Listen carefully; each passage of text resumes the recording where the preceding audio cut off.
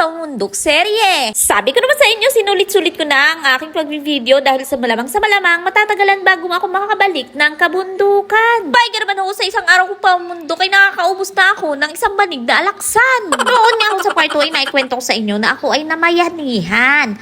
Bayanihan, in short, o sa inyong kapagkakaalam. May narinig nga ako, mang sabi, ay pinapatay na daw ang mga bayani ngayon. Dahil lang sabi-sabi, hindi na daw uuso ang bayanihan. Sabi man din ng mga chismosa, pera-pera na laang ang ngayon ay labanan. Well, kaya ako umakyat ng kabundukan ay para yan ay pabulaanan. Makikita nyo gahori mga taong nakasama ko din eh. Arehong mga ari ay hindi mga bayaran. Arehong mga ari ay mga bayani lamang. Balita ko nga ho, mga taong ari ay hindi naman ho sadya pinagsabihan. Kusa silang dumadating pag alam nilang may taniman. Manghang nga ari si Kumaring Gina nang ako'y makita din eh. Ang sabi, aba ako day sanay mamayanihan. Ay di ang sabi ko ho ay siya'y atin nung matitisting at pag hindi ho kinaya ay meron naman ho kayong kabayo ay ako isakay nyo na laang papunta doon sa kapatagan. Pagkatapos nga ng kaunting kismisan ay umpisa na ng laban. Una nga sumaba kaya ang aking kumparing Kalabaw. Saka pala ang mag-uumpisa rin pataniman. Kanya-kanya nga ng toka at ang nakakatuwa ay kahit ang bata ay may sariling kusa. Sa totoo lang ho sa lawak ng tatanim nga nung una ay ako'y nanghihina. Napaisip nga ho ako kung arigwag akong taniman ay kayang tapusin sa isang araw. Sadya naman hong tunay na magtanim ay di biro at masakit sa likod at balakang kapag laging nakayuko. Pero dyan kayo nagkakamali pag sinabihan nyo akong sisi kasi mang. So bakit man ang aking katawan, alam nyo gaho, ako naman ay enjoy na enjoy sa aking mga kasamahan. Lalo na ho din kay Salve ang babaeng walang energy. Abay natagpuan ko na ho ang tagapagmana ng title ni Gary V.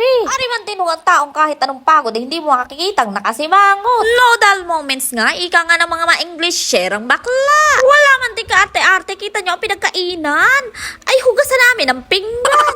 Joke lang naman guys, kayo naman. Ari naman ho sadyang masaya kapag break time. Kain ang may kasamang kulitan with matching chismisan. Halay Diyos ko, Pilipino tayo, nasa tugunan natin yan. Sadya naman wala rin mga taong ari ay matagal ko nang alam ang kanilang mga kasipagan. Kaya naman may nabuti kung pumunta din sa bundok at baka ako'y kanilang mahawaan. Abay, wari ko naman pag rin napanood ni Mr. Sungit. Aba, ay baka naman matuwa-tuwa yan. Nagiging galante pa naman yan pag ako'y may achievements. Baka naman, maka-additional 10% allowance dyan.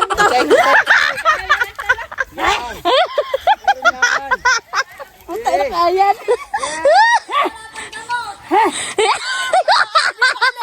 Gariniho, kasasaya, aring mga magsasaka. Abay, pagod man ang katawan, busog naman ang tiyan. Kakabagin ka pa nga sa sawang hagik-hikan. Aba, ay ganyan ho din ang bayanihan. Abay, ngayon nyo'y tanong ulit sa akin kung ako gay uulit pa ga. Aba ho, ay sasaya ng experience ko din ay ewan ko na lamang naman kung sabihin kung hindi na ako babalik diyan.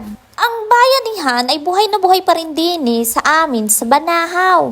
Kahit mahirap ang buhay, ay baka sa mga mukha nila ang saya at pagkakaisa. Kaya naman, maganda ang balik sa kanila ng mga tinatanim nila. Bumubunga ng madami at nakakatulong sa pamilya. Abay, sabi nga ho, ang pagtatanim ay mahabang proseso.